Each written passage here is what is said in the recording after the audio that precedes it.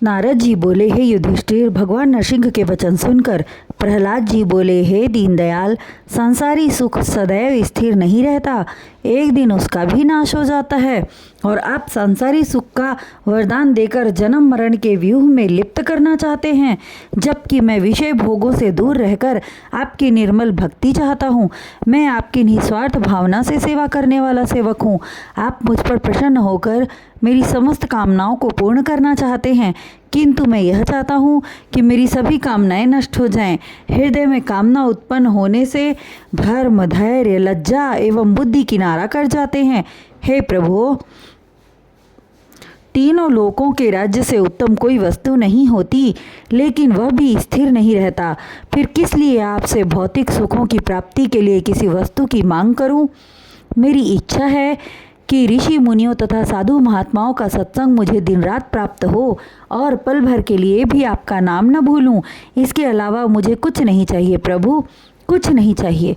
यह कहकर प्रहलाद प्रेमाश्रु बहाते हुए बार बार नरसिंह भगवान की विनती करने लगा। तब नरसिंह भगवान बोले, हे पुत्र प्रहलाद, तू मेरा परम भक्त है, तुझे किसी वस्तु की कामना नहीं है, फिर भी मेरी आज्ञा मानकर अपने पिता के सिंहासन पर आसीन होकर एक मनवंतर तक राज्य करो। क्योंकि यदि तुम राज्य नहीं करोगे तो राज्य के मनुष्य कहेंगे कि हरि भक्त होकर भी प्रहलाद ने राज्य नहीं पाया। तू धैर्य धारण करके राज्य कर, मेरी कृपा से तुझे काम, क्रोध, लोभ एवं मोह आदि नहीं सताएंगे और सदैव मेरा स्मरण रहेगा और महाप्रलय काल तक संसार में तेरा यश अमर रहेगा। तब प्रहलाद जी बोले, हे दीनदयाल, भक्तवत्सल, कृपा निधान, मेरे पिताश्री अपनी तामसी प्रवृत्ति के कारण आपको अपना शत्रु समझते थे, जिस कारण वे नरक भोग रहे हैं। आप उन पर कृपा करके सद्गति प्रदान करें। प्रहलाद के वचनों को सुनकर नरसिंह भगवान बोले, हे पुत्र, तू अपने पिता के लिए चिंता मत कर। जिस कुल में तुम जैसा हरिभक्त उत्पन्न हो, उस कुल वाले स्वप्न में भी नरक गति को प्राप्त नहीं होते। मैंने तेरे 21 पूर्वजों को नरक से निकालकर स्वर्ग भेज दिया, फिर तेरे पिता को नरकवास कैसे रहेगा? तत्पश्चात नरसिंह भगवान की आज्ञा पाकर प्रहलाद ने अपने पिता हिरण्यकश्यपु के तन का दाह संस्कार किया। तब स्वयं नरसिंह भगवान ने प्रहलाद को राज्य सिंहासन पर बैठाकर राज तिलक किया। प्रहलाद ने वहां उपस्थित देवताओं एवं दैत्यों को दंडवत किया और आशीर्वाद प्राप्त किया। नारद जी बोले, हे धर्मराज युधिष्ठिर, प्रहलाद को शुभ आशीर्वाद प्रदान कर नरसिंह भगवान एवं देवतागण अपने लोक को चले गए। उसके बाद वे दोनों भाई अर्थात हिरण्याक्ष और हिरण्यकश्यपु अगले जन्म में त्रेता युग में रावण, कुंभकर्ण तथा द्वापर युग में शिशुपाल दंतवक्र हुए।